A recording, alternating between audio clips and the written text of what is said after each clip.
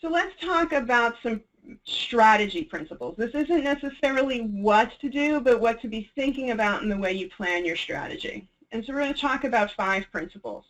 First, we want to start where you want to end. That's a generally good principle that we learned from Covey years ago about start with the end in mind. We want to approach feedback as a gift. We want to keep in mind that the methodology and the tools that we use matter. We want to blend data with stories, and of course we want to use the data, and I'm going to dive into each of these specifically. So how do we know what we want to measure? How do we know where even to start? And this question is asked to me all the time, and the answer I typically give people is a question, which is, well, what matters to your business? So what you want to measure are the things that matter to your business. And you want to think about that in terms of what does it look like at the street level? What does it look like at the level of the contributor that is going to be trained?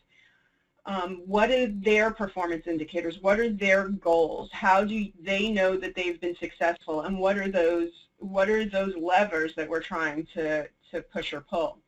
And what variables do you need to account for or control for in terms of market conditions, company changes, things that are also going to be happening at the same time frame that your training is supposed to affect? And how does that vary in terms of markets or locations or things like that? And so not everybody's starting at the same place, and so not everybody's going to end at the same place, and not everybody's going to be expected to make the same degree of change. So you want to think about how you want to segment as well. And then finally, you want to focus on measuring deliverables. And this comes from some graduate study that I was involved with and that I learned from at Rutgers University with Dr. Mark Hueslet, that you want to focus on measuring what you're delivering to the business. That is in terms of proficiency or performance or effectiveness, rather than the doables. We don't just want to count the number of people trained or the time it took us to train those people. That's what the learning department is delivering to the business, but it's not what the people who are being trained is delivering to the business. What does this success look like from their perspective, and how are we delivering that and measuring that we're delivering that, rather than measuring just what we do. Second, we want to think about feedback as a gift. We want to put the learner in charge of their own journey. I mean, think about how you've received feedback in your career, or for that matter, when you haven't, and how that motivated you or didn't motivate you to take control of your own learning or growth.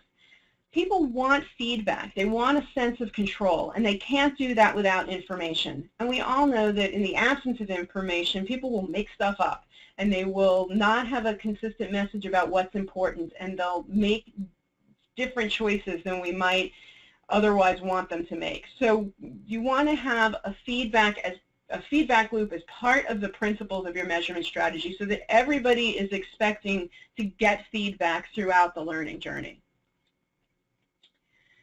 The other thing about, the third principle is around methodology. I'm going to talk about 2 things here. And the first is that different roles have different types of skills. So you need to measure the skills in a way that's meaningful and relevant to the learner. In sales, which is our area of expertise, we use situational and behavioral methods because that's how the skills show up on the job. That's how people behave in situations with their customers.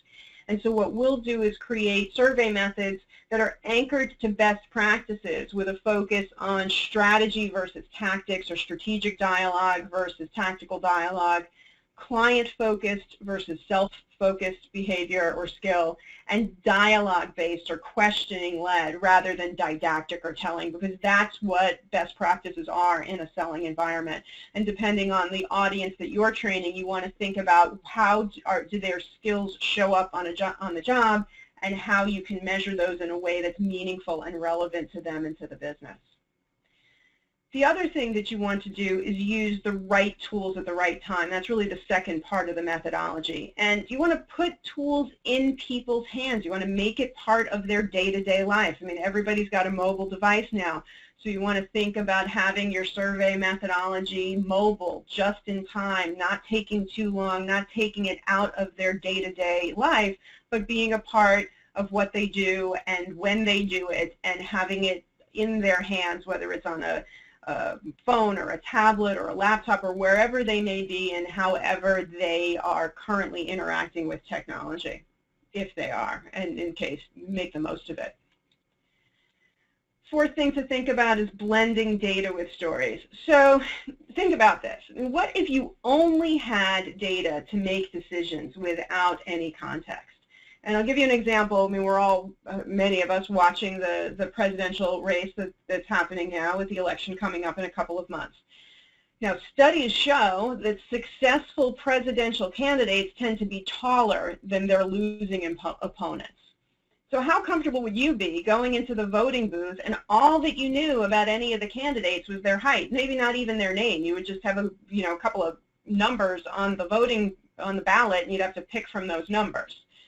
I was trying to do a quick Google search on this, and I found out, just so you know, that Hillary Clinton is 5'5" and Donald Trump is 6'3".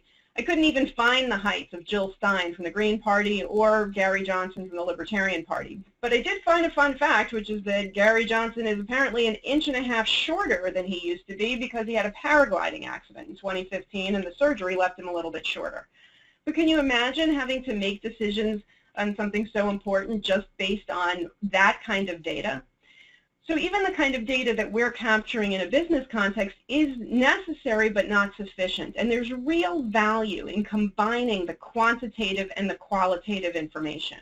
Stories, first-person accounts help connect the data to the context and thereby help us to make better decisions. We know how those skills are being applied. We can look at the data, we can look at the stories, and we can this is how this is working out. And to the point that Roy made before, it can help us to glean some best practices that are working and make sure that we replicate that. And then finally, we want to make sure that we use the data. And I know you're thinking, well, really? Yes, really. I have to actually say this. Because how many times have you been provided with or received data or information and nothing happened? Probably more than we all care to admit. So have a plan for how the data will be used and what the call to action will be so that people know what they're supposed to do with the data or the information or the feedback that they're getting.